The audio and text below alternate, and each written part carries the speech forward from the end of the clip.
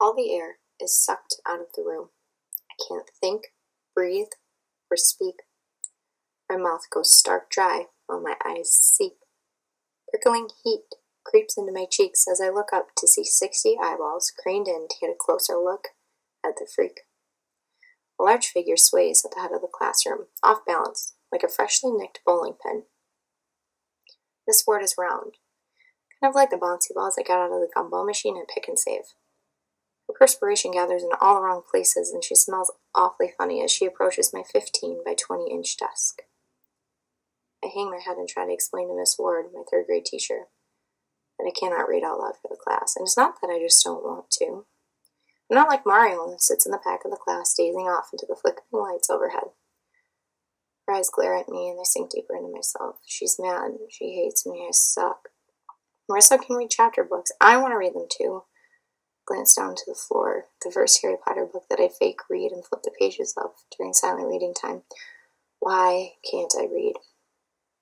I'm a good student with even better grades.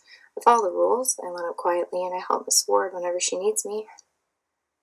It's just that the words don't make sense. Are they even words? I think to myself. They look more like a combination of symbols, separated by unorthodox spaces, followed by random polka dots. Miss Ward stalks off and selects a new student to read the passage.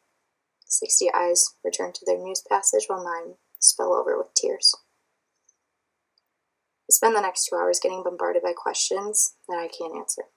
Bubbles of fear churn in my stomach, producing a feeling that's close to that of throwing up. I start zoning out, imagining myself outside at recess with the normal kids.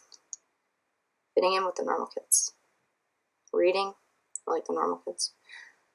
But I'm not a normal kid. After the weekend, I start my special reading class with 5 other students. We all cram around a rectangle wooden table and complete workbook sheets, practicing writing letters and sight words. This is too easy. I know all this already. What's the point? I think to myself as I trace the grain of the wood with my short fingers over and over and over again. The scent of each shiny, plastic-like paper repulses me. I stare into the eyes of the multicolored fish that sprawled across the cover of my kindergarten level workbook. It mocks me. It tells me that I can't do it, that I'll never do it. I'll never read. I'm a failure. Our special group starts reading together from different books. Each time I look at the words of the book, the symbols resemble the letters that I practice in my workbooks. No longer are they simple, meaningless scribbles. I raise my hand to read out loud for a small reading class more and more often. My confidence skyrockets as I begin helping the other students. They are beginning to see the symbols as words just like I do. Together we work towards our small class being able to read the words out loud by themselves. Now I move from my little reading class back into my regular 3rd grade class. My heart pounds with excitement as I hear my name called out to read once again, only from a different article this time. With pride, I lift my chin slightly upward and glide my finger delicately under each word as I read. I read the title, I read the introduction, and I keep reading until I reach the end. I peer up through my eyelashes at my bouncy ball of a teacher. She looks pleased for once. 30 kids in a 3rd grade classroom, no child left behind. But I was. I was left behind for 4 whole years.